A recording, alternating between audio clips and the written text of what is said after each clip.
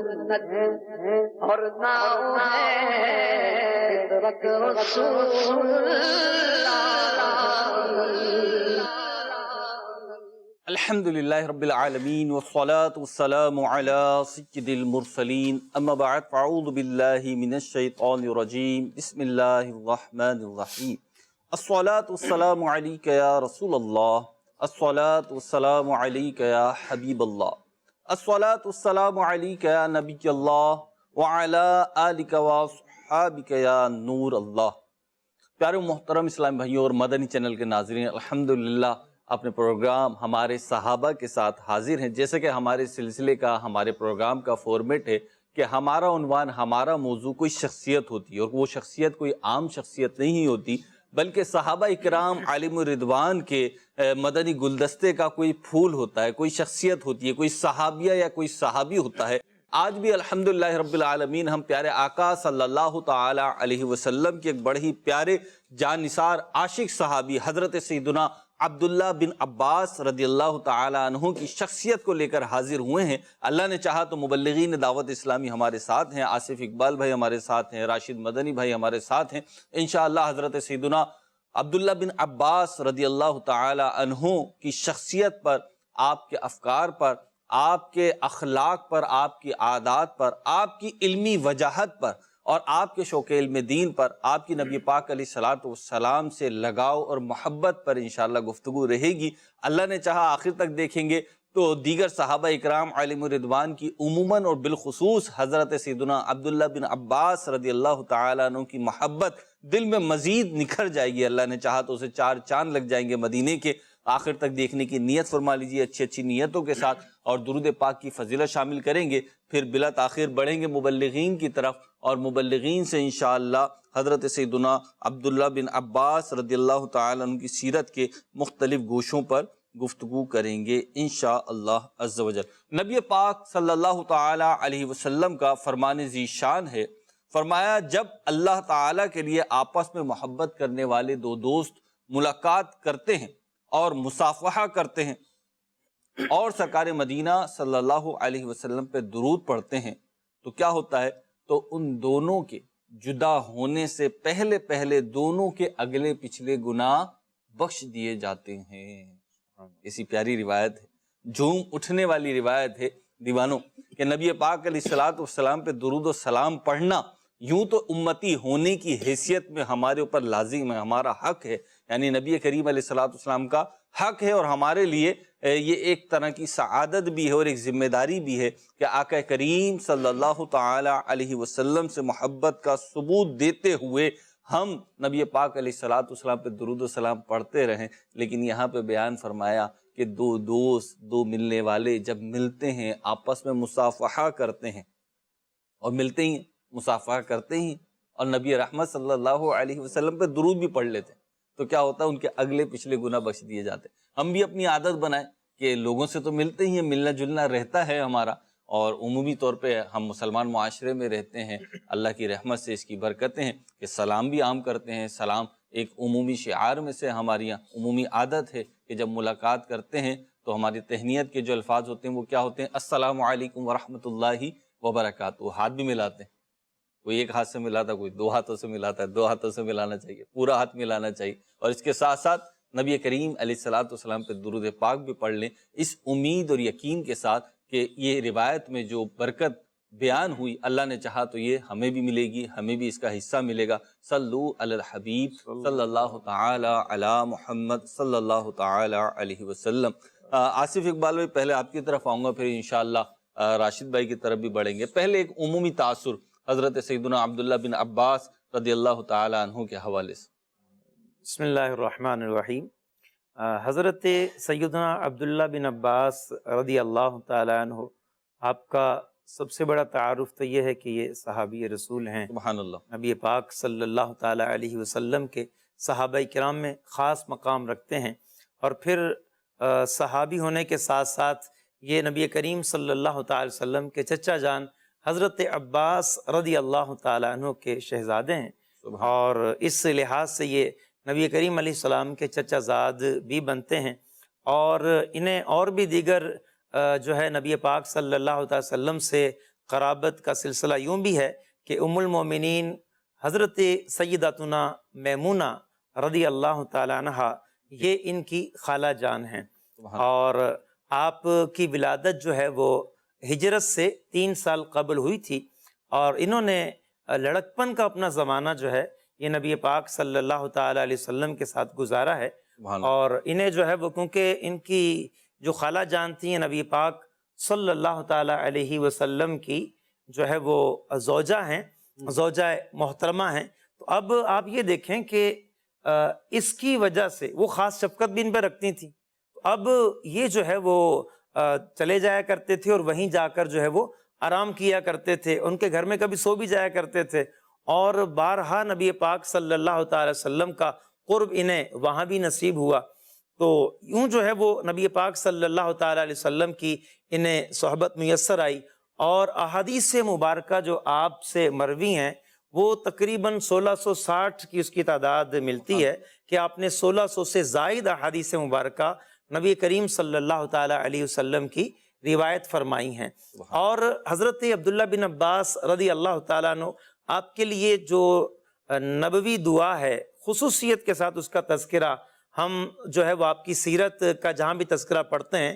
وہاں یہ بات ضرور ملتی ہے کہ نبی کریم صلی اللہ تعالیٰ علیہ وسلم نے ان کے لیے خاص طور پہ دعا کی، اور ایسا لگتا ہے روایات کو پڑھ کر کہ متعدد مرتبہ جو ہے یہ دعا کی گئی ہے، کئی مواقع پر یہ دعا نبی کریم صلی اللہ تعالیٰ علیہ وسلم نے حضرت عبداللہ بن عباس رضی اللہ تعالیٰ عنہ کے لیے فرمائی۔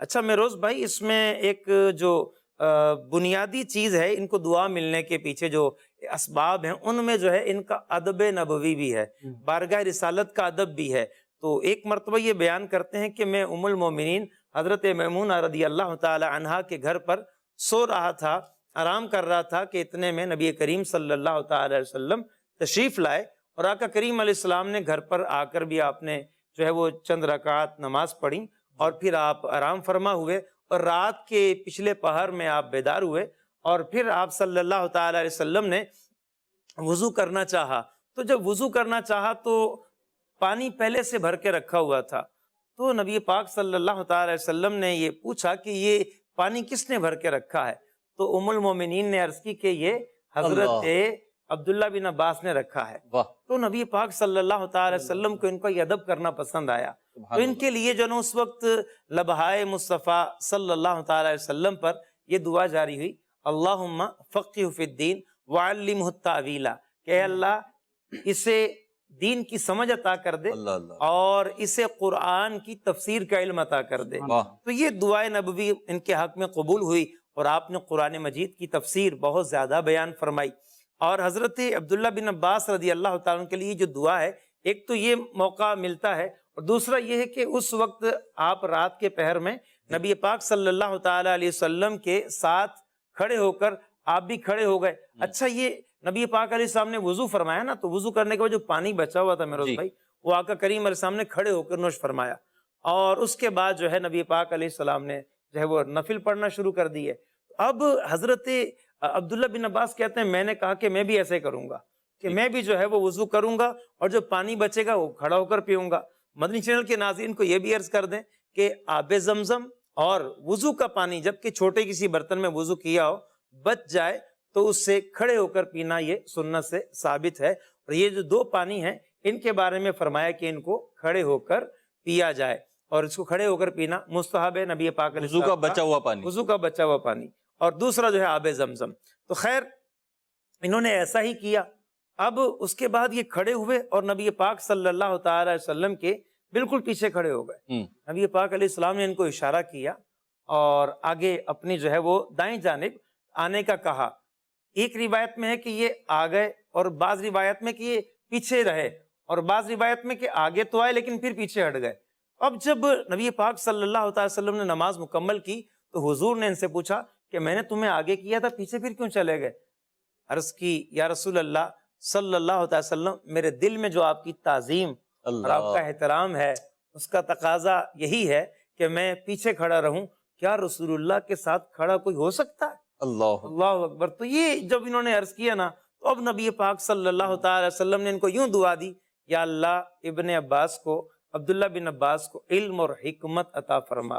اور 68 ہجری میں آپ کا وصال ملتا ہے کہ آپ کا وصال ہوا، اور وصال بھی با کمال تھا. ایک راوی اس کے جو ہے وہ یہ بیان کرتے ہیں کہ ہم آپ کے جنازے میں شریک تھے، اور ہم نے دیکھا جب بالکل کفن پہنا کر آپ کو تیار کر دیا گیا تو فرماتے ہیں راوی کہتے ہیں جنہوں نے دیکھا، وہ کہتے ہیں کہ ہم نے دیکھا کہ ایک سفید پرندہ کہیں سے آیا اور آپ کے کفن میں داخل ہو گیا. ہم نے بہت تلاش کیا، وہ نہ ملا. اور پھر ایک اور ہم نے عجیب و غریب بات یہ دیکھی کہ جب آپ کی جو ہے وہ اینٹیں جو تھی قبر انور پر جو تھی، سلوب جو ہم کہتے ہیں، وہ لگا کر برابر کر دی گئیں، تو غیب سے آواز آئی، یا ایتھا النفس المطمئنہ ارجعی الی ربک راضیۃ مرضیہ فادخلی فی عبادی وادخلی جنتی.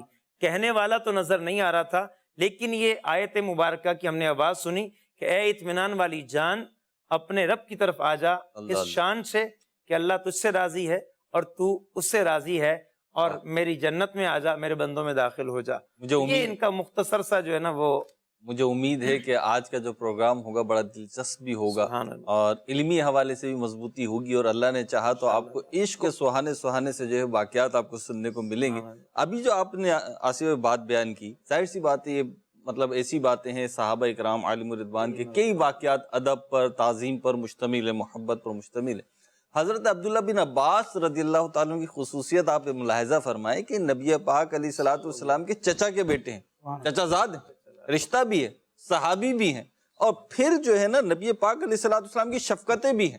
اور ایک آپ دیکھیں کہ گھر میں آنا جانا بھی ہے، خدمت کا بھی موقع مل رہا ہے، لیکن اس کے باوجود ادب اور تعظیم کا جو پہلو ہے وہ کم نہیں ہونے پا رہا. یہاں پہ جہاں حضرت عبداللہ بن عباس رضی اللہ تعالی عنہ کا ادب پتہ چلتا ہے، تعظیم پتہ چلتی ہے، وہاں یہ بھی پتہ چلتا ہے، جو ایک بات ہے سمجھنے کی مدنی چینل کے ناظرین، کہ نبی پاک علیہ الصلوۃ والسلام کی سیرت ایسی تھی کہ جو قریب ہوتا نا وہ اور قریب ہوتا چلا جاتا، جو فدا ہوتا وہ اور فدا ہوتا چلا جاتا. ایسا نہیں تھا. آج ہم دیکھتے ہیں کہ بعض اوقات ہم کسی کے قریب ہو جاتے ہیں، آپ کسی کے قریب ہو جاتے ہیں، جناب یہ بڑے اچھے لگتے ہیں، قریب ہوئے تو پھر جو ہے نا کچھ کمزوریاں نظر آنا شروع ہو گئے راشد بھائی، اور پھر وہ دوری ہو جاتی ہے. لیکن نبی پاک علیہ الصلوۃ والسلام پہ قربان جائیے، ان کی زندگی تو نمونہ عمل ہے. لقد کان لکم فی رسول اللہ اسوۃ حسنہ کا مژدہ قرآن نے مومنوں کو دیا ہے، حکم دیا ہے قرآن نے مومنوں کو کہ نبی پاک علیہ الصلوۃ والسلام کی زندگی جو تمہارے لیے نمونہ عمل ہے. ایک کاش کہ ہم اس میں سے یہ مدنی پھول لیں کہ ہمارے پاس بھی جو آئے وہ ہم سے بدظن ہو کے نہ جائے، بلکہ وہ ہمارے اخلاق سے مطمئن ہو. اور یہ سارے کام اس لیے نہ ہو کہ وہ مطمئن، بلکہ اس لیے کہ میں اپنے رب کی بارگاہ میں سرخرو ہو جاؤں. دوسری بات یہ کہ جو چھوٹوں کو سمجھنے کی ہے کہ بڑے چاہے جتنی شفقتیں کریں، بڑے چاہے جتنا مان دیں، چھوٹوں کو اپنی لائن جو ہے وہ کراس نہیں کرنی چاہیے. ان کی جو باؤنڈری ہے وہ اس باؤنڈری کے اندر رہیں. بعض اوقات تعلقات میں نا ہمواری کی ایک وجہ یہ ہوتی ہے کہ بڑے شفقت کر رہے ہوتے ہیں. اب بڑے چاہے عمر کے اعتبار سے ہوں، چاہے منصب کے اعتبار سے ہوں، چاہے رشتے کے اعتبار سے ہوں، چاہے علم کے اعتبار سے ہوں، چاہے کسی اور اعتبار سے ہوں. اب وہ بڑے شفقت کر رہے ہیں، وہ مان دے رہے ہیں، تو چھوٹے بعض اوقات جو ہے ٹانگیں پسار لیتے ہیں، ٹانگیں ہی پھیلا لیتے ہیں جناب. تو پھر جو ہے نا وہ پھر مزیدار ماحول نہیں رہتا. تو ہمیں بہرحال ان دونوں قیود کے اندر رہنا چاہیے. راشد بھائی کی طرف بڑھتا ہوں. راشد بھائی اتنی پیاری پیاری دعائیں نبی پاک علیہ الصلوۃ والسلام نے ان کو دیں، اور اسی وجہ سے ان کا علمی مقام جو ہے وہ بھی بڑا بلند ہے. اس میں یقیناً نبی پاک علیہ الصلوۃ والسلام کی دعاؤں کا وافر حصہ ہے. انہیں علم کا بحر بے کرا کہا جاتا تھا کہ ایسا سمندر ہے علم کا جس کا جو ہے کوئی کنارہ نہیں ہے. ایسا ان کا لقب تھا، ان کو کہا جاتا تھا. ان کی علمی مقام کیا تھا؟ بسم اللہ الرحمن الرحیم. ماشاءاللہ آصف بھائی نے ابتدا میں ان کا تعارف بیان فرمایا. حضرت سیدنا عبداللہ ابن عباس رضی اللہ تعالیٰ عنہ جو صحابی ابن صحابی ہیں، مولا علی کے بھی کزن ہیں، پیارے آقا علیہ الصلوۃ والسلام کے بھی چچا زاد بھائی ہیں. یعنی چاروں طرف سے رحمتوں اور برکتوں کا ان کے گرد حصار ہے. رب تبارک و تعالیٰ نے ان کو چھوٹی سی عمر ہی میں اتنا مقام عطا فرما دیا. آپ اندازہ لگائیں کہ نبی کریم علیہ الصلوۃ والسلام کے ہجرت مدینہ سے صرف 3 سال پہلے شعب ابی طالب میں ان کی ولادت ہوئی، اور پیارے آقا علیہ الصلوۃ والسلام نے جب دنیا سے وصال فرمایا، پردہ فرمایا، تو آپ رضی اللہ تعالیٰ عنہ کی عمر، حضرت ابن عباس رضی اللہ تعالیٰ عنہما کی عمر صرف 13 سال تھی. 13 سال کے نوجوان تھے، لیکن انہوں نے دعائے مصطفیٰ اور صحبت مصطفیٰ اور آداب مصطفیٰ کی کیسی برکات پائیں کہ پیارے آقا علیہ الصلوۃ والسلام کی دعا کا ثمرہ یوں ظاہر ہوا کہ صحابہ کرام میں بھی آپ کا ایک علمی مقام تھا، ایک علمی وجاہت تھی، اور آپ سلطان المفسرین، رئیس المفسرین اور حبر الامہ کے بلند القابات سے صحابہ کرام میں بھی پہچانے جاتے تھے۔ اسی طرح آپ کی ایک کنیت، ایک تو آپ کی کنیت ابو العباس ہے، یعنی حضرت ابن عباس کے بیٹے بھی ہیں، ابن عباس بھی ہیں، ابو العباس بھی ہیں، اور اسی طرح آپ کی ایک کنیت ہے ابو الخلفاء، کیونکہ شاہان بنو عباس کا جو ایک پورا سلسلہ رہا ہے تو جتنے بھی بادشاہ تھے وہ انہی کی نسل سے تھے، اسی لیے ان کو ابو الخلفاء کہا جاتا ہے، خلفاء کے والد۔ جی نبی کریم علیہ الصلوۃ والسلام کے فرامین جو کہ دین کے لیے معیار ہیں اور سارے دین کا جو ایک سرچشمہ ہے قرآن اور حدیث، اس میں حدیث ایک بہت بڑا علم کا اور دین کا ماخذ ہے۔ بہت سے صحابہ کرام نے احادیث روایت کی ہیں، لیکن علماء کرام نے 6 صحابہ کرام کے نام شمار کیے ہیں کہ جنہوں نے کثرت سے احادیث مبارکہ روایت کی ہیں۔ شارح بخاری مفتی شریف الحق امجدی رحمۃ اللہ تعالیٰ علیہ بخاری شریف کی شرح نزہۃ القاری میں ان 6 حضرات کے نام بیان کرتے ہیں کہ وہ صحابہ جنہوں نے کثرت سے احادیث روایت کی ہیں، ان میں پہلا نمبر حضرت سیدنا کنز الاحادیث حضرت ابو ہریرہ رضی اللہ تعالیٰ عنہ کا، اس کے بعد حضرت عبداللہ ابن عمر ہیں، حضرت جابر بن عبداللہ ہیں، حضرت انس ہیں، حضرت عائشہ صدیقہ رضی اللہ تعالیٰ عنہا ہیں، اور چھٹے حضرت عبداللہ ابن عباس رضی اللہ تعالیٰ عنہ۔ اسی طرح علمی دنیا میں دیکھا جائے ویسے تو صحابہ کرام میں عبداللہ نام کے کئی صحابی تھے، بڑا خوبصورت نام ہے، احادیث مبارکہ میں اس کی فضیلتوں کو بھی بیان کیا گیا کہ اللہ کی بارگاہ میں سب سے افضل اور محمود نام جو ہے عبداللہ اور عبد الرحمن ہے۔ تو عبداللہ نام کے درجنوں صحابہ موجود ہیں، لیکن 4 صحابہ ایسے ہیں کہ جو علمی اعتبار سے ایک خاص مقام رکھتے ہیں، اور امت کے علماء اور مجتہدین نے ان کی بیان کردہ روایات اور احادیث اور ان کی بیان کردہ دینی تشریحات سے استفادہ کیا اور علم فقہ کو ترتیب دیا۔ سبحان اللہ۔ تو اس اعتبار سے فقہائے کرام ایک اصطلاح، ایک ٹرمینالوجی استعمال کرتے ہیں، عبادلہ اربعہ، عبادلہ اربعہ یعنی کہ 4 عبداللہ۔ یہ کون ہیں؟ تو محدثین کے نزدیک وہ 4 عبداللہ کون ہیں جو صحابہ کرام میں ایک علمی مقام رکھتے ہیں اور ان کی روایت کردہ احادیث سے ایک دین کے بہت بڑے حصے کو علماء کرام بیان کرتے ہیں۔ ان میں پہلا نام ہے حضرت عبداللہ ابن عباس رضی اللہ تعالیٰ عنہ، سبحان اللہ، ان کا نام۔ اسی طرح حضرت عبداللہ ابن عمر ہیں، حضرت عبداللہ بن زبیر ہیں، حضرت عبداللہ بن عمر بن عاص ہیں۔ شارح بخاری نے یہاں ذکر کیا کہ احناف کے نزدیک، حنفیوں کے نزدیک عبادلہ اربعہ حضرت عبداللہ ابن عمر ہیں، حضرت عبداللہ ابن عاص کی جگہ، حضرت عبداللہ بن عمر بن عاص کی جگہ حضرت عبداللہ بن مسعود ہیں۔ یہاں سے بہروز بھائی ایک اور بات ہمیں سیکھنے کو ملتی ہے کہ صحابہ کرام کا اپنی اولاد کی تربیت کرنے کا کتنا شاندار انداز ہے۔ یعنی حضرت عبداللہ بن مسعود رضی اللہ تعالیٰ عنہ تو سابقین اولین سے ہیں، بہت پرانے صحابی اور ابتدائی میں اسلام لے کر آئے، بدری صحابی ہیں، اور خلفائے راشدین کے بعد سب سے بڑے مفتی تھے۔ لیکن ان کے علاوہ جو عبادلہ اربعہ ہیں، آپ دیکھیں سارے صحابی ابن صحابی ہیں، یعنی حضرت عبداللہ ابن عباس حضرت عباس کے شہزادے ہیں، عبداللہ ابن عمر فاروق اعظم کے شہزادے ہیں، عبداللہ بن زبیر جو ہیں زبیر بن عوام رضی اللہ تعالیٰ عنہ کے شہزادے ہیں، اور عبداللہ بن عمر بن عاص جو ہیں یہ عمر بن عاص جو کہ صحابی رسول فاتح مصر ہیں ان کے شہزادے ہیں۔ تو صحابہ کرام نے پیارے آقا علیہ الصلوۃ والسلام کا نہ صرف خود فیضان لیا بلکہ اس فیضان کا اثر اپنی اولاد کی تربیت میں بھی ظاہر کیا کہ ان 4 صحابہ کی اولاد میں ایسے علماء پیدا ہوئے کہ جو صحابہ میں بھی مقام رکھتے تھے اور پوری امت میں بھی ان کو عبادلہ اربعہ کے نام سے یاد کرتے۔ صحابہ نے جو تربیت کی اس کی تو ایک بڑی آسان ان کے پاس ایک درسگاہ تھی، بارگاہ مصطفیٰ صلی اللہ علیہ وسلم۔ انہوں نے تو اپنا کل مال و متاع، کل چیزیں جو تھی وہ نبی پاک علیہ الصلوۃ والسلام کے قدموں میں لا کے رکھ دی تھی، تو اسی میں سے اولاد بھی تھی۔ لیکن ظاہر سی بات ہے کہ سعادتیں جو ہیں وہ مختلف افراد کو مختلف نوعیتوں کی ملی۔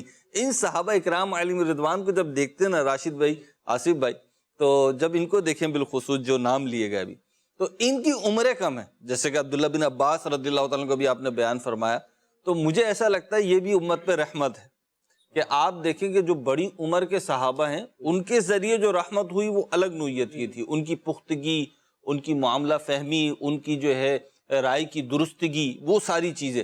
لیکن یہ جو کم سن صحابہ تھے نا، ان کی بھی اپنی برکات تھی کہ ان کے ذریعے سے علماء نے ایک چیز کو بیان کیا ہے کہ جب عمر پختہ ہو جاتی نا آپ تجربہ بھی کر لیجئے گا اس کا، جب آپ کی عمر پختہ ہو جاتی ہے تو پھر سوال پوچھنے میں ہچکچاہٹ ہوتی ہے، اور آپ سوچتے ہیں سمجھتے ہیں کتنے ہی سوالوں کو تو آپ خود ریجیکٹ کر دیتے ہیں کہ نہیں یہ سوال نہیں کرنا چاہیے۔ لیکن کم سنی میں بہت اچھوتے، بہت انوکھے، بہت یونیک اور بہت جسے کہتے ہیں نا بنیادی نوعیت کے سوالات جی وہ کرنے کا موقع مل جاتا ہے بندے کو. ایک مس میں یہ بھی عرض کروں کہ آپ نے کم سنی کی بات جی دیکھیں، کم سنی اور لڑکپن کا وہ معاملہ ہوتا ہے کہ اس میں وقت ہوتا ہے ان کے پاس، جی ذمہ داریاں نہیں ہوتی ہیں کہ اب دیگر جو بڑے صحابہ کرام ہیں ان کے گھریلو معاملات بھی، ان کو وہاں بھی وقت دینا ہے، دیگر جو جہاد پہ بھی جانا ہے. جی. لیکن جو چھوٹے ہیں ان کو موقع مل جاتا ہے زیادہ علم حاصل کرنے کا. جی. ایک وجہ یہ بھی ہوتی ہے. اچھا پھر یہ جو 4 ہے نا، یہ عباد الاربعہ جی. کی بات کی گئی ہے، انہیں میں آپ غور کریں. حضرت عبداللہ بن مسعود رضی اللہ تعالیٰ عنہ، ان کو نبی کریم صلی اللہ تعالی علیہ وسلم نے یہ اجازت دے رکھی تھی، دن ہو یا رات ہو، اے ابن مسعود تجھے میرے گھر میں بغیر اجازت لیے آنے کی رخصت ہے. اللہ، اجازت لیے بغیر تم آ سکتے ہو. واہ. اتنا انہوں نے قریب رہ کر سیکھا. اور حضرت عبداللہ بن جو ہیں عبداللہ بن عباس رضی اللہ تعالیٰ عنہ، ان کی بھی چھوٹی عمر تھی، اور ان کے جو والد تھے حضرت عباس رضی اللہ تعالیٰ عنہ، آپ نے ان کو مکمل طور پہ اجازت دے رکھی تھی کہ کوئی ذمہ داری نہیں، تم جاؤ سیکھو، علم دین سیکھو. واہ. اچھا پھر حضرت عبداللہ بن عمر رضی اللہ تعالیٰ عنہ، ان کو عالم بالسنہ کہا جاتا ہے کہ نبی پاک علیہ السلام کی سنتوں میں سب سے زیادہ علم رکھنے والے. اور حضرت عبداللہ بن عمر بن عاص رضی اللہ تعالیٰ عنہ، ان کی کیا خصوصیت ہے؟ یہ جو ہے نا وہ عبادات میں بہت زیادہ تھے، روزے رکھنے ہیں. انہوں نے سوال کیا تھا نا کہ میں تجھے اس پورے سال کا روزہ رکھنا ہے، تو ان کو نبی پاک علیہ السلام نے فرمایا تھا بھی تم ایسا کرو، ایک دن روزہ رکھ لیا کرو، ایک دن ناغہ کر لیا کرو. اس طرح سے ان کو اجازتیں دی گئی تھیں. اور کہا اچھا اور زیادہ تم نے وہ کرنا ہے تو پھر ایسا کر لیا کرو کہ بھی ایک دن رکھ لو، ایک دن چھوڑ دو. اسی طرح فرمایا کہ اچھا تم جو ہے نا وہ ہفتے میں 15 دن میں 3 مرتبہ رکھ لیا کرو، ہر مہینے میں 3 روزہ رکھ لیا کرو. مگر یہ جو تھے نا، یہ فرماتے ہیں ان کو شوق بہت تھا عبادت کا. آپ فرماتے ہیں کہ میں جب بوڑھا ہو گیا پھر مجھے جو ہے نا وہ لگا کہ نہیں، یہ جو نبی پاک علیہ السلام نے مجھے فرمایا تھا نا کہ تھوڑا کم رکھو معاملہ، تو یہ صحیح فرمایا تھا. تو اب دیکھیں ایک تو عبادات پر ان کا کتنا فوکس کہ حضور علیہ الصلوۃ والتسلیم نے جو ترغیبیں دلائی ہیں بس اس پہ عمل کرنا ہے. تو یوں حضرت عبداللہ بن عباس جن کا ہم آج ذکر کر رہے ہیں رضی اللہ تعالیٰ عنہما، ان کو بھی یہ جو ہے وہ اجازت تھی گھر سے مکمل طور پہ کہ تم جاؤ اور سیکھو. تو دیکھیں اگر موقع ہے اپنی اولاد کے لیے تو مدنی چینل کے ناظرین سے بھی گزارش کروں گا کہ اپنے بچوں کو جن کی ابھی عمر ہے سیکھنے کی، ان کے پاس وقت ہے، ان کو آپ جو ہے مدنی قافلوں کا مسافر بنائیے. انہیں جو ہے مختلف کورسز ہوتے ہیں، تربیتی نشست ہوتی ہے، اس میں آپ ان کو بھیجیں، اور اللہ تعالیٰ توفیق دے درس نظامی کروائیں، عالم کورس انہیں کروائیں، اور دیگر بھی بہت سارے ذرائع ہیں. تو ابھی وقت ہے سیکھنے کا، تو اس موقع پہ سیکھنا چاہیے. اور حضرت عبداللہ بن عباس رضی اللہ تعالیٰ عنہ، یہاں پہ آصف بھائی ایک بات میں عرض کرنا چاہوں گا کہ یوں تو کہا جاتا ہے، ایک بات جب ہم بھی گفتگو کرتے ہیں، آپ بھی گفتگو کرتے ہیں، کہ جی سیکھنے کی کوئی عمر نہیں ہوتی. انسان جو ہے جھولے سے لے کر قبر تک، محض سے لے کر لحد تک جو ہے وہ سیکھتا ہی رہتا ہے، سیکھتے ہی رہنا چاہیے اسے. یہ بات کہنے کی حد تک درست ہے، اور اللہ جسے توفیق دیتا ہے وہ ایسا کرتا بھی ہے. لیکن اگر پریکٹیکلی دیکھا جائے نا تو پراپر وے میں پڑھنے کی، سیکھنے کی، یا آپ کہہ لیجیے اکیڈمک ایجوکیشن جو ہے اس کی ایک پراپر عمر ہوتی ہے. اس کے بعد بہت مشکل ہو جاتا ہے. آپ یونیورسٹیز چلے جائیے، کالجز چلے جائیے، دینی مدرسوں میں آ جائیے، جامعات میں آ جائیے، آپ کو ایک پرٹیکولر ایج گروپ ملے گا پڑھنے والوں کا. کیا اوروں میں جذبہ نہیں ہوتا ہے. لیکن وہ آصف بھائی نے جو ابھی پیچھے بات کہی تھی کہ ان کی دیگر مصروفیات حائل ہو جاتی ہیں، رکاوٹ بن جاتی ہیں ان کے پڑھنے میں، ان کے سیکھنے کے عمل میں. وہ بہت کچھ کرنا چاہتے ہیں، بہت کچھ سیکھنا چاہتے ہیں، بعض میں صلاحیتیں بھی ہوتی ہیں، لیکن ان کی اپنی ذمہ داریاں ہوتی ہیں، اور بعض ذمہ داریاں تو ان پر شریعت نے لازم کی ہوتی ہیں، بعض معاشرے نے لازم کی ہوتی ہیں. تو آپ کے بچے، آپ کے گھر کے وہ چھوٹے افراد جو ابھی اس ایج گروپ میں ہیں جبکہ ان پر گھر کی ساری ذمہ داریاں نہیں پڑی ہیں، تو آپ ان کی دینی تربیت بھی کیجئے، دنیاوی تربیت بھی کیجئے. ایسا نہ ہو کہ ایک سائیڈ ان کا پھیکا پڑ جائے. اور ہمارے یہاں یہی ایک المیہ ہو رہا ہے کہ دنیا کے پیچھے ہم بھاگ رہے ہیں. یہ ناراض نہیں ہوئے گا، ایک حقیقت پہ مبنی بات ہے. یہ گھر کی کہانی ہے، ہر محلے میں ایک اسٹوریز موجود ہیں کہ جناب وہ دنیا کے پیچھے بھاگ رہے ہیں، لیکن دینی جو فیز ہے وہ ہم نے بلینک چھوڑ دیا ہے. ایسا نہیں ہونا چاہیے. اللہ کی رحمت ہے، ہم جس دور میں زندہ ہیں اس دور میں دعوت اسلامی موجود ہے. ہمیں بھی ایک ایسا ماحول میسر ہے کہ جہاں پہ ہم نہ صرف اپنے گھر والوں کی اور اپنے بچوں کی ایک بہترین تربیت کروا سکتے ہیں. اس میں ہمارا رول بہت کم رہ جاتا ہے. یعنی یوں سمجھ لیجئے اگر آپ گھر کے بڑے ہیں، گھر کے سرپرست ہیں، تو بنیادی طور پہ تو ذمہ داری آپ کی بنتی ہے کہ آپ اپنے چھوٹوں کا، اپنے ماتحت افراد کا، اپنے زیر کفالت افراد کی تربیت کریں اور ان کا دینی ذہن بنائیں، انہیں آخرت کا ذہن دیں، انہیں اللہ کی رضا کی طرف لے کے جائیں، نیکیوں کی طرف لے کے جائیں، گناہوں سے بچائیں۔ لیکن دعوت اسلامی نے یہ بوجھ بھی اٹھا لیا، جناب آ جائیے میدان میں، آپ ہم سے ہاتھ ملا لیں، انشاءاللہ دعوت اسلامی سے ہاتھ ملا لیں گے تو کچھ ذمہ داری پھر آپ اٹھائیں گے اور کچھ ذمہ داری دعوت اسلامی اٹھائے گی۔ آپ مدنی قافلے میں بھیجیں گے تو یہ آپ کا بھیجنا ذمہ داری اٹھانا ہے۔ مدنی قافلے میں اسلام بھائی گیا، آپ کا بیٹا گیا، آپ کا بھائی گیا، جو بھی ہے واٹ ایور، تو وہ گئے، تو اب باقی تربیت اللہ نے چاہا تو دعوت اسلامی کرے گی۔ آپ جامعۃ المدینہ میں داخل کرا دیجئے، اللہ نے چاہا تو علمی، اخلاقی، عملی تربیت جامعۃ المدینہ کے اساتذہ کریں گے، آپ کا حصہ ہوگا لیکن کنٹریبیوشن آ جائے گا، اور جب کسی چیز میں کنٹریبیوشن آ جائے نا تو وہ ایزی ہو جاتی ہے۔ جیسے ابھی ہم سلسلہ کر رہے ہیں، 3 افراد مل کے کر رہے ہیں، تو کبھی میں گفتگو کر لیتا ہوں، کبھی آصف اقبال بھائی کر لیتے ہیں، کبھی راشد بھائی کر لیتے ہیں، تو کیا ہے کہ 1 گھنٹے میں ہم 3 افراد بولیں گے، بالکل میں ریئل پکچر آپ کے سامنے رکھ رہا ہوں، کوئی ڈھکی چھپی بات ہے ہی نہیں، ٹھیک ہے نا؟ تو ہم تینوں مل کے کر رہے ہیں، تو کیا ہے تینوں ہی افراد بیان کر رہے ہیں، تو ہم جتنا بھی بولیں گے 1 گھنٹے کی جو ٹاکی ہوگی اس میں کچھ ان کی ہوگی، کچھ میری ہوگی، کچھ ان کی ہوگی۔ بچپن کے حوالے سے آپ نے بات کی، حضرت عبداللہ بن عباس رضی اللہ تعالیٰ عنہ، آپ کو جو ہے نا علم حاصل کرنے کا شوق بھی بہت تھا، اچھا شوق پلس جو ہے وہ صحبت نبوی، اور پلس جو ہے وہ صحابہ کرام کا ساتھ ہے، اور پھر گھر سے فراغت ہے، اور اس کے لیے والدین نے بھی کہا ہوا ہے کہ جاؤ سیکھو، یہ ساری چیزیں تھیں، اور آپ کا شوق بہت تھا۔ پھر یہ کہ حافظہ جو ہے وہ جو بہت مضبوط الحمدللہ۔ اچھا جس طرح ہم کہتے ہیں نا آج کے دور میں بات کر رہے ہیں، یہ عبقری شخصیت ہے، ٹھیک ہے، یہ ہر فن مولا ہے، تو اسی طرح سے ہم دیکھتے ہیں حضرت عبداللہ بن عباس رضی اللہ تعالیٰ عنہ کی سیرت کو کہ آپ نے ہر علم، جو اس وقت جو علم رائج تھے دینی علوم، تمام کے تمام علوم میں آپ نے کوشش کی، اور صرف کہتے ہیں نا کہ صرف دنیا کے دین کے ساتھ دنیاوی علوم، اس وقت کے دنیاوی علوم کیا تھے؟ اشعار اور جو دیوان تھے ان کے، اور جو زمانہ جاہلیت کی جو معاملات تھے وہ، اور دیگر اسرائیلیات وغیرہ، اس کے بارے میں علم ہونا، اور دیگر آسمانی کتابوں کے بارے میں کچھ معلومات ہونا۔ تو آپ یہ دیکھیں کہ یہ جو چیزیں تھیں اس وقت، جو چیزیں رائج تھیں، حضرت عبداللہ بن عباس رضی اللہ تعالیٰ عنہ آپ نے جو ہے وہ تمام علوم حاصل کیے۔ آپ کے جو ہے وہ شاگرد ایک بیان کرتے ہیں کہ آپ اس طرح سے پڑھاتے تھے، حضرت عبداللہ بن عباس رضی اللہ تعالیٰ عنہ، آپ کے گھر کے باہر لوگوں کا جو رش لگ جاتا، ایک بڑی تعداد جمع ہو جاتی، تو آپ جو ہے وہ اپنے شاگرد سے فرماتے ہیں، ہاں بھائی دیکھو لوگ آئے، کہا بالکل کافی لوگ باہر جو نا بھیڑ ہو گئی ہے بہت سی۔ فرمایا اچھا میں وضو کرتا ہوں، وضو کیا، فرمایا کہ اچھا جاؤ باہر جا کے اعلان کر دو کہ جو قرآن مجید اور دیگر عربی الفاظ کے بارے میں علم حاصل کرنا چاہتے ہیں وہ اندر آ جائیں۔ تو آپ کے شاگرد جا کے باہر کہتے بھئی ان کو، جس کو قرآن پاک اور دیگر الفاظ کا علم حاصل کرنا وہ آ جائے۔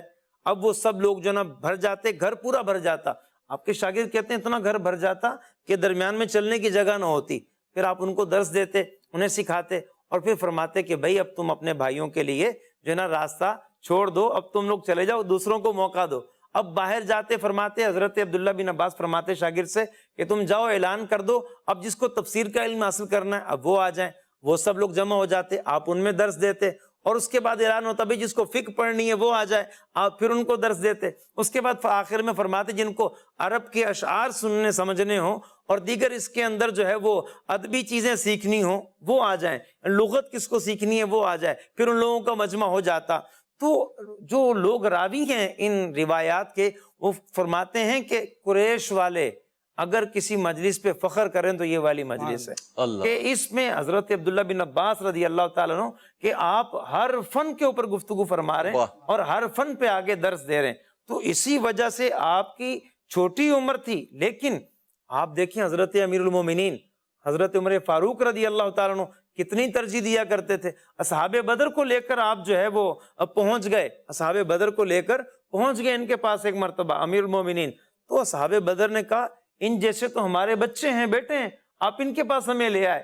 تو امیر المومنین نے فرمایا جن کو تم علماء کہتے ہو یہ ان میں سے ہیں، اللہ، جنہیں تم علماء کہتے ہو یہ ان میں سے ہیں۔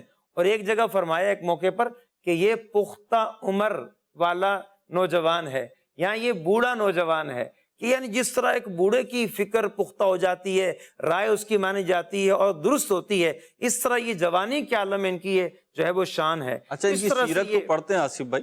جی۔ تو جیسے ابھی آپ واقعہ بیان کر رہے ہیں اور دیگر بھی جگہوں پہ ہمیں محسوس ہوتا ہے کہ بڑی عمر کے جو صحابہ اکرام علیہم الرضوان ہیں وہ بھی انہیں مان دیا کرتے تھے، اور یہ ایک بڑی جو نا پازیٹیو چیز ہے۔ حضرت عبداللہ بن عباس رضی اللہ تعالی عنہ نے تو دن معین کر دیے تھے، جیسے آصف بھائی نے تو ایک ہی محفل کی روایت سنائی، آپ کی سیرت میں آتا بعد میں آپ نے دن معین کر دیے تھے کہ جی دن کا بھی ہے، جی دن معین کر دیے تھے کہ جناب اس دن جو ہے وہ تفسیر قرآن ہوگی، اس دن فقہ ہوگا، اس دن سیر و مغازی ہوگا، اسی طرح شعر و ادب ہوگا۔ تو اس طریقے سے دن معین کر دیے تھے، اتنے علوم پہ آپ کو دسترس تھی، اور یہ سب فیضان تھا بارگاہ مصطفیٰ صلی اللہ علیہ وسلم کی غلامی کا، نبی پاک علیہ الصلوۃ والسلام کی نسبت کا، اور آپ سے محبت کا۔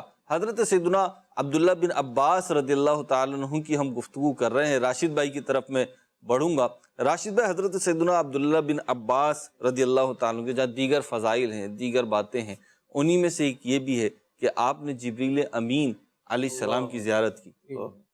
یہ اصل میں یہ جتنی بھی برکات بیان کی جا رہی ہیں، ایک تو بنیادی طور پر یہ دعائے مصطفیٰ کا صدقہ ہے، جی۔ دوسرا حضرت عبداللہ ابن عباس رضی اللہ تعالیٰ عنہ وہ خوش نصیب صحابی ہیں کہ جن کو جبریل امین سید الملائکہ نے بھی برکتوں سے نوازا ہے۔ سبحان اللہ۔ یہ خود بیان کرتے ہیں کہ پیارے آقا علیہ الصلوۃ والسلام نے ان کے لیے 2 مرتبہ خصوصیت کے ساتھ دعا فرمائی، ایک مرتبہ سینے سے لگا کر، اور ایک مرتبہ وہ خدمت بجا لانے پر، یعنی وضو کے لیے پانی رکھنے کے نتیجے میں حکمت کی اور قرآن کے علم اور قرآن کی تعویل کی نبی کریم علیہ السلام نے دعا عطا فرمائی۔ تو حضرت عبداللہ ابن عباس رضی اللہ تعالیٰ عنہ وہ صحابی ہیں کہ جن کو حضور نے 2 مرتبہ خصوصیت کے ساتھ دعاؤں سے نوازا، اور حضرت عبداللہ ابن عباس رضی اللہ تعالیٰ عنہ نے 2 مرتبہ حضرت جبریل امین کو دیکھا ہے۔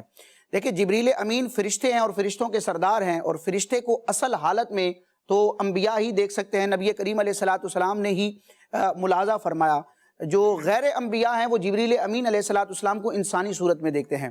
اور اعلیٰ حضرت امام علیہ سنت نے المعتمد المستند جو آپ کا عربی کا حاشیہ ہے، بڑی پیاری بات ذکر کی ہے کہ غیر انبیاء کے علاوہ جو افراد کسی فرشتے کو دیکھتے ہیں، تو جب وہ فرشتے کو دیکھ رہے ہوتے ہیں تو صرف ان کا دیدار کر سکتے، ان کی آواز نہیں سن سکتے۔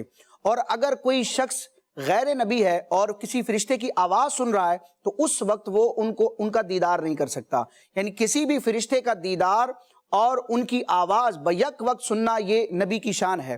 تو حضرت عبداللہ ابن عباس رضی اللہ تعالیٰ عنہ خود بیان کرتے ہیں، جس کو ملا علی قاری رحمۃ اللہ تعالیٰ علیہ نے مرکات المفاتیح میں بھی ذکر کیا، کہ ایک مرتبہ میں اپنے والد گرامی حضرت عباس رضی اللہ تعالیٰ عنہ کے ساتھ نبی کریم علیہ الصلوۃ والسلام کی بارگاہ میں حاضر ہوا، تو ہم نے کیا دیکھا کہ ایک خوبصورت نوجوان ایک شخص بارگاہ رسالت میں حاضر ہے۔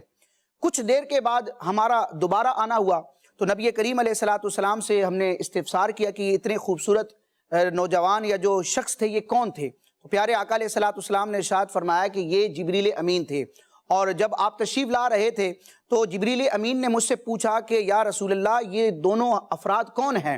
تو پیارے آقا علیہ الصلوۃ والسلام نے جبریل امین سے فرمایا کہ یہ میرے چچا حضرت عباس اور ان کے شہزادے عبداللہ ابن عباس ہیں۔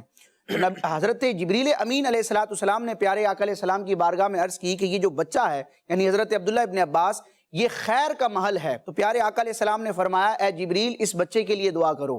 روایتوں میں آتا ہے کہ حضرت جبریل امین علیہ الصلوۃ والسلام نے حضرت عبداللہ ابن عباس رضی اللہ تعالیٰ عنہ کے لیے برکت کی دعا فرمائی۔ تو ان کو جو صدقہ ملا اور ایک فیضان ملا اس میں جبریل امین کی دعاؤں کا بھی حصہ ہے۔ اسی طرح ایک مرتبہ یہ بارگاہ رسالت میں حاضر ہوئے تو حضرت دحیہ کلبی جو حضور کے صحابی ہیں اور بڑے خوبصورت صحابی ہیں، جبریل امین اکثر انہی کے حلیے میں بارگاہ رسالت میں حاضر ہوتے تھے۔ تو حضرت دحیہ کلبی رضی اللہ تعالیٰ عنہ کے سراپے میں یعنی ان کی صورت میں حضرت جبریل امین بارگاہ رسالت میں حاضر تھے۔ تو نبی کریم علیہ الصلوۃ والسلام نے ان کے جانے کے بعد حضرت عبداللہ ابن عباس رضی اللہ تعالیٰ عنہ کو ارشاد فرمایا کہ یہ جبریل تھے، اور اتفاقاً حضرت عبداللہ ابن عباس رضی اللہ تعالیٰ عنہ نے اس وقت انہیں سلام نہ کیا تھا اتفاقاً۔ تو پیارے آقا علیہ السلام نے پوچھا کہ اے عبداللہ ابن عباس تمہیں سلام کرنے سے کس چیز نے روکا تھا؟ کیونکہ جبریل نے مجھے کہا کہ اگر یہ سلام کرتے تو میں انہیں بڑے خوبصورت انداز میں جواب دیتا۔ تو یہ حضرت عبداللہ ابن عباس رضی اللہ تعالیٰ عنہ کا فیضان ہے اور آپ کا کمال ہے کہ آپ کو جبریل امین نے اپنی دعاؤں سے نوازا۔ اچھا، نماز کے ساتھ رب تبارک و تعالیٰ کی عبادت کے ساتھ ان کو کتنا شغف حاصل ہے۔ آخری عمر میں ان کی بینائی چلی گئی تھی، اور اس کی وجہ کیا ہے؟ علماء یہ بیان کرتے ہیں کہ ان کی آنکھوں میں موتیا ہو گیا تھا، آنکھوں میں ایک بیماری ہو گئی تھی، اور اطباء نے ڈاکٹرز نے کہا تھا کہ ہم آپ کا علاج تو کریں گے اس آنکھ کا، لیکن آپ کو 5 دن جو ہے وہ بیٹھ کر نماز پڑھنی ہے، یعنی علاج کرنا ہے، اس کے نتیجے میں بیٹھ کر نماز پڑھنی ہے، اور شریعت میں بڑی رخصت موجود ہوتی ہے، لیکن جو اللہ والے ہوتے ہیں، جو عظیمت کو اختیار کرتے ہیں، جو رب تبارک و تعالیٰ کی بارگاہ میں اتنا قرب پا لیتے ہیں کہ ان کے لیے دنیا کی آسانیاں ہیچ ہو جاتی ہیں. تو حضرت عبداللہ ابن عباس نے فرمایا کہ 5 دن تو بہت ہے، میں تو 1 رکعت بھی بیٹھ کر اور اس انداز میں نہیں پڑھ سکتا، میں نماز کی قربانی نہیں دوں گا. تو بالآخر آپ کی بینائی جو ہے وہ چلی گئی. یہاں پہ اگر آپ دیکھیں نا مدنی چینل، بالخصوص جس کا کام ہی آنکھوں کا ہو، اللہ، یعنی ان کو پڑھنے پڑھانے سیکھنے سکھانے سے شغف ہے نا، ڈائریکٹلی تو ان کو نہیں کہہ رہا، لیکن بہت ساری جگہوں پہ آنکھوں کی بڑی تکلیف ہوتی ہے کہ اگر آنکھیں مطلب ڈسٹرب ہو گئی ہیں نا، جس کا پڑھنے پڑھانے کا کام ہے راشد بھائی، تو اس کو بڑا محسوس ہوتا ہے کہ جی اب میں کیا کروں گا. اعلیٰ حضرت رحمۃ اللہ تعالی علیہ کے بارے میں بھی ملتا ہے نا. جی تو ان کی عظمت و شان دیکھیں. ایک تو انہوں نے نماز کے حوالے سے اس کمزوری کو کمپرومائز نہیں کیا، عظیمت کو اختیار کیا، اور آپ کی بینائی چلی گئی. رب تبارک و تعالیٰ کو یہ منظور تھا. اب انہوں نے 2 اشعار پڑھے، اور اتنے شاندار اشعار ہیں جس میں بہت درس موجود ہے ان لوگوں کے لیے کہ جنہیں مصیبت آتی ہے، کوئی آزمائش آتی ہے، عموماً زندگی کا یہ حصہ رہتی ہیں، تو ہمیں صبر کرنا چاہیے کہ اگر ایک نعمت سلب ہو رہی ہے تو اس میں رب کی حکمت اور مشیت ہی ہے، رب کی دوسری نعمتوں کی طرف نظر رکھنی چاہیے، تو انشاءاللہ صبر کا ذہن ملے گا. حضرت عبداللہ ابن عباس رضی اللہ تعالیٰ عنہ نے بینائی کے چلے جانے پر یہ 2 اشعار پڑھے جن کا میں ترجمہ ذکر کروں گا کہ اللہ نے میری آنکھوں کی روشنی لے لی تو کیا ہوا، اس کے بدلے میری زبان اور میرا دل روشن ہے. ایمان کی دولت تو ہے، ایمان کی روشنی سے میرا دل منور ہے.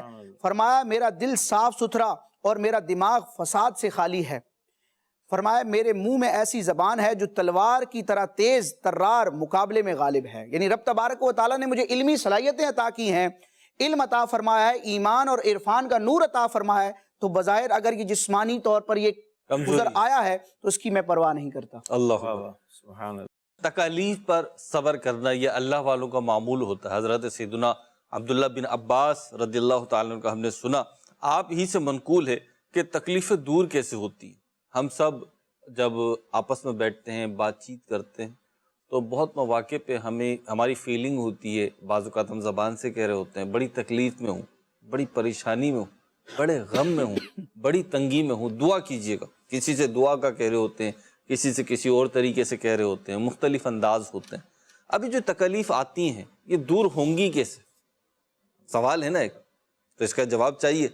چلیں حضرت سیدنا عبداللہ بن عباس رضی اللہ تعالیٰ عنہ کی زبانی سناتا ہوں میں آپ کو. حضرت سیدنا عبداللہ بن عباس رضی اللہ تعالیٰ عنہ سے کوئی فرمان کو بیان کر رہے ہیں حضرت سیدنا ابو غالب خلجی علیہ رحمہ، کہ میں نے حضرت سیدنا عبداللہ بن عباس رضی اللہ تعالیٰ عنہ کو یہ فرماتے ہوئے سنا. آپ فرما رہے تھے تم فرائض کی ادائیگی کو اپنے اوپر لازم کر لو، تم فرائض کی ادائیگی کو اپنے اوپر لازم کر لو، اور اللہ رب العزت تم پر جو اپنے حقوق مقرر فرمائے ہیں انہیں ادا کرو. اللہ تعالیٰ نے تم پر جو حقوق لازم فرمائے ہیں، فرض فرمائے ہیں، ان کو ادا کرو، اور اس پر اسی سے مدد طلب کرو، کیونکہ پروردگار ہی جب کسی بندے میں صدق نیت، جب پروردگار اللہ رب العالمین کسی بندے میں صدق نیت یعنی نیت کی سچائی اور ثواب کی طلب دیکھتا ہے تو اس کی تکلیف دور فرما دیتا ہے، اور وہ مالک جو چاہے کرتا ہے.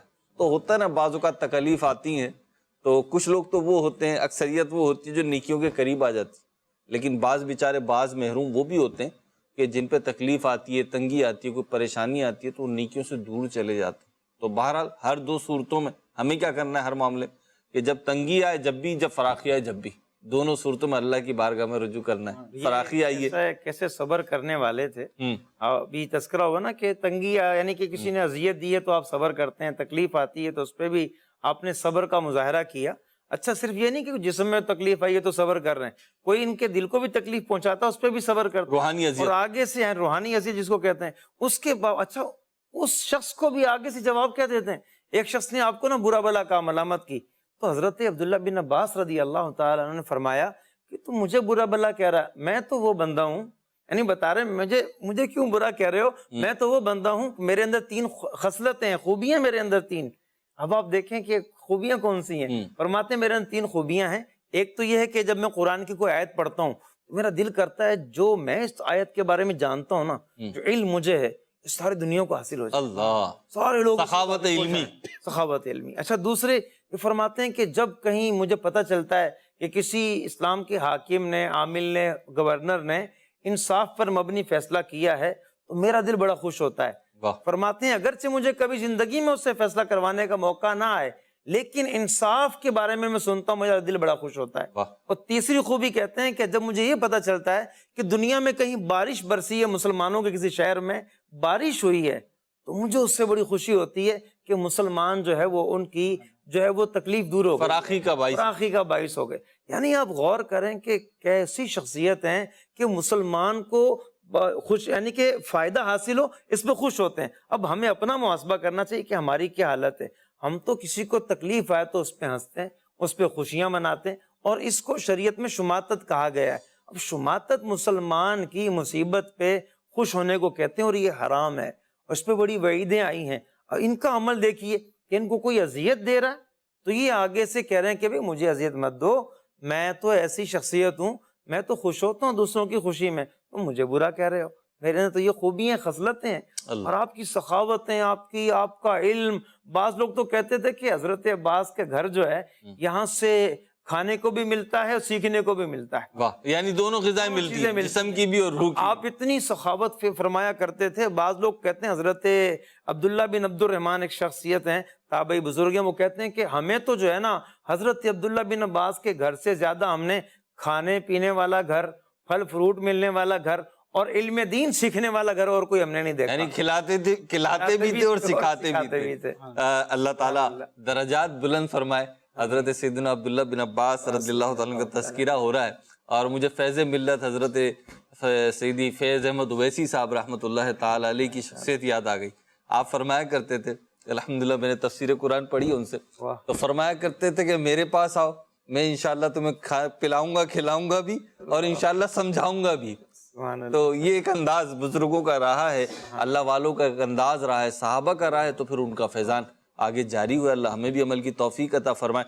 آخر میں ایک بڑی چھوٹی سی روایت آپ کے سامنے رکھوں گا، حضرت سیدنا عبداللہ بن عباس رضی اللہ تعالیٰ کا قول آپ کے سامنے رکھوں گا، اور وہ قول ایسا ہے کہ میرا خیال ہے کہ آپ میں سے ہر ایک سننا چاہے گا۔ وہ کیا ہے؟ آپ بیان فرماتے ہیں کہ رزق میں کمی کا ایک سبب بیان فرما رہے ہیں آپ۔ رزق میں کمی ہے، اس کا رونا رویا جاتا ہے، اس کی شکایتیں کی جاتی ہیں کہ جی رزق میں کمی ہو گئی ہے، رزق میں تنگی ہو گئی ہے، تو اس کا ایک سبب بیان کرتے ہوئے آپ ارشاد فرماتے ہیں، فرمایا کہ بلا شبہ اللہ تعالی نے ہر مومن اور فاسق کا رزق لکھ دیا ہے، پس اگر وہ رزق حلال ملنے تک صبر کرے تو اللہ تعالی اسے عطا فرماتا ہے، اور اگر بے صبری سے کام لے اور حرام کی طرف قدم بڑھا دے تو اللہ تعالیٰ اس کے رزق حلال میں کمی فرما دیتا ہے۔ تو رزق میں کمی کا ایک سبب یہ بھی اللہ تعالیٰ ہمیں ثابت قدم رکھے، جو ہمارے مقدر میں ہے، ہماری کوششوں کے ذریعے سے، اس کی رحمت کے ذریعے سے ہمیں رزق حلال عطا فرمائے، لقمہ حرام سے، ذرہ حرام سے، کھانے سے، کمانے سے، کھلانے سے محفوظ فرمائے۔ مدنی چینل دیکھتے رہیے، صحابہ اکرام علیہم الرضوان، اہل بیت اطہار کی محبتوں کے جام پیتے رہیے۔ صلو علی الحبیب صلی اللہ تعالی علی محمد صلی اللہ تعالی علیہ وسلم۔